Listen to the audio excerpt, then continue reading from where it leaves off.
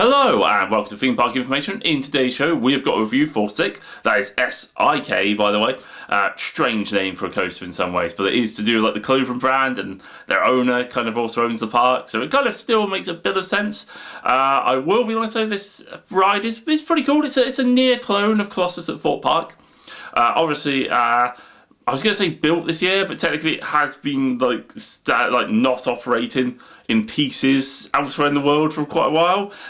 So I was actually amazed by the fact it was actually pretty smooth. The station has a really cool like theming and vibe to it, kind of like a nightclub sort of like setting. It has a lap bar which is really good. The train is still a bit cramped, and it was only running one train, which was meh.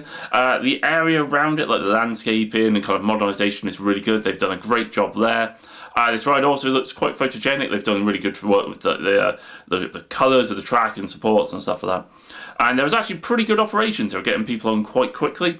Will say the information video beforehand, really weird. Don't know why, just stuck it right in my mind. The characters just can't walk properly, and once you notice it, and it's impossible to unnotice, and it was mimicked by so many people, which I think kind of sometimes underestimates what the video is trying to say.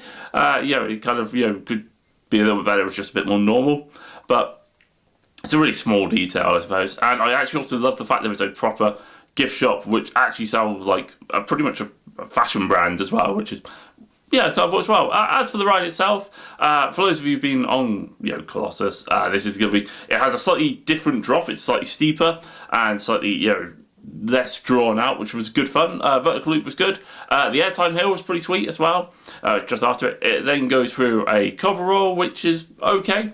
I will actually say, by the way, it does a pretty much a corkscrew followed by another corkscrew, and they really slap on this. It goes through it so quickly, and I swear it's not a great moment on Colossus, but I will say as well, it then stays a little bit lower to the ground, I think, than Colossus. Colossus has to go over like a footpath that end of the ride.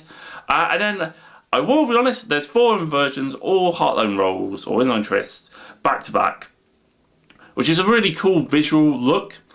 Will say that the ride is probably better this bit on Colossus. I think Colossus has it where you go over more footpaths and you interact with more people going to ride the ride, so it kind of has a little bit more to it. This, not quite so much. I also will say on Colossus, it's nowadays a little bit more difficult to get a picture of them all lined up, whereas you can on SIK, which is quite cool. And I'd say the final helix, final turn, is really close to the ground as well, followed by the final inversion.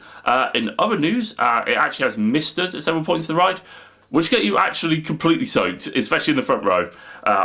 Don't know why, but they really do get which is great on a hot day. Not gonna lie, there's definitely, England is probably not the first country you consider putting that sort of extra on or effect on. But yeah, I'd say it was a pretty cool ride.